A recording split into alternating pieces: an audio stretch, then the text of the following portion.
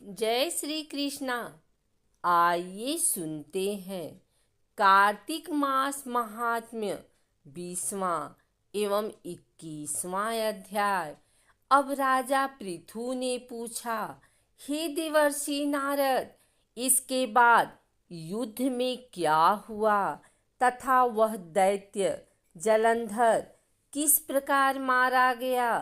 कृपया मुझे वह कथा सुनाइए। नारद जी बोले, जब गिरिजा वहां से अदृश्य हो गई और गंधर्वी माया भी विलीन हो गई, तब वृषभध्वज चैतन्य हो गए। उन्होंने लौकिकता व्यक्त करते हुए बड़ा क्रोध किया और विस्मित मना जलंधर से युद्ध करने लगे।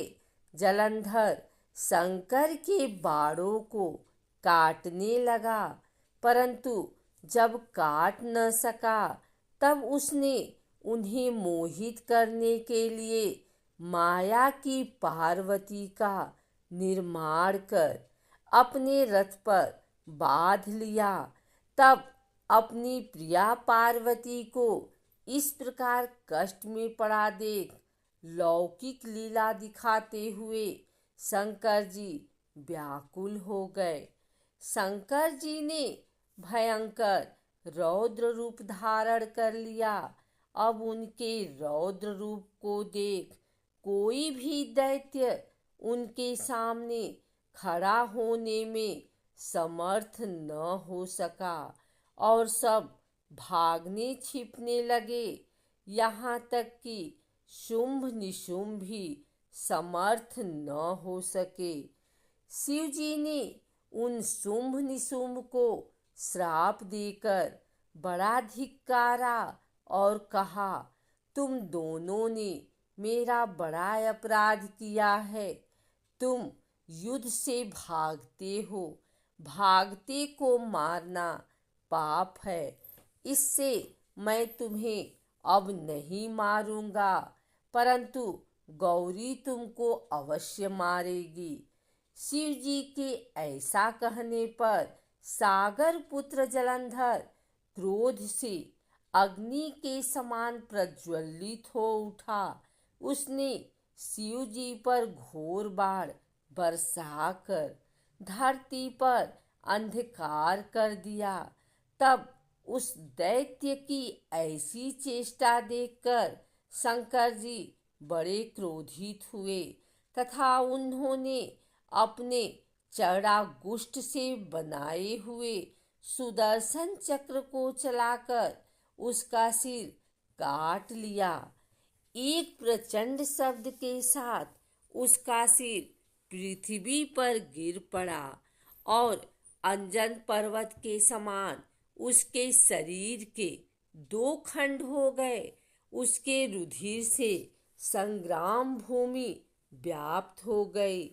शिवाज्ञा से उसका रक्त और मांस महारौरव में जाकर रक्त का कुंड हो गया तथा उसके शरीर का तेज निकलकर शंकर जी में वैसे ही प्रवेश कर गया जैसे वृंदा का तेज गौरी के शरीर में प्रविष्ट हुआ था। जलंधर को मरा देख देवता और सब गंधर्व प्रसन्न हो गए। अब ब्रह्मा आदि देवता नतमस्तक होकर भगवान शिव की स्तुति करने लगे। वे बोले, हे देवाधिदेव, आप प्रकृति से परे पार ब्रह्म और परमेश्वर हैं।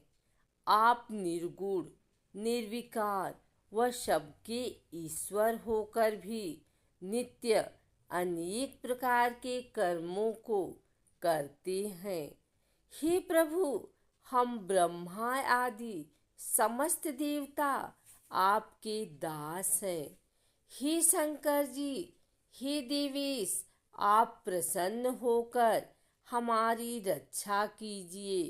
हे शिव जी, हम आपकी प्रजा हैं तथा हम सदैव आपकी शरण में रहते हैं।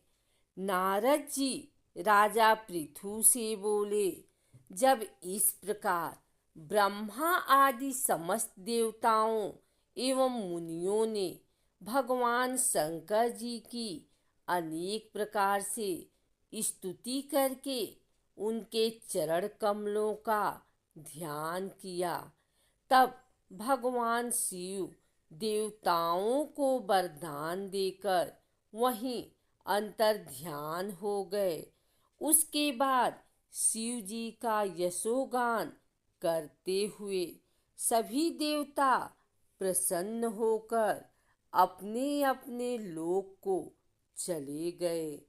भगवान शंकर के साथ सागर पुत्र जलंधर का युद्ध चरित्र पुण्य प्रदान करने वाला तथा समस्त पापों को नष्ट करने वाला है। यह सभी सुखदायक और शिव को भी आनंददायक है। इन दोनों आख्यानों को पढ़ने एवं सुनने वाला सुखों को भोग कर अंत में अमर पद को प्राप्त करता है।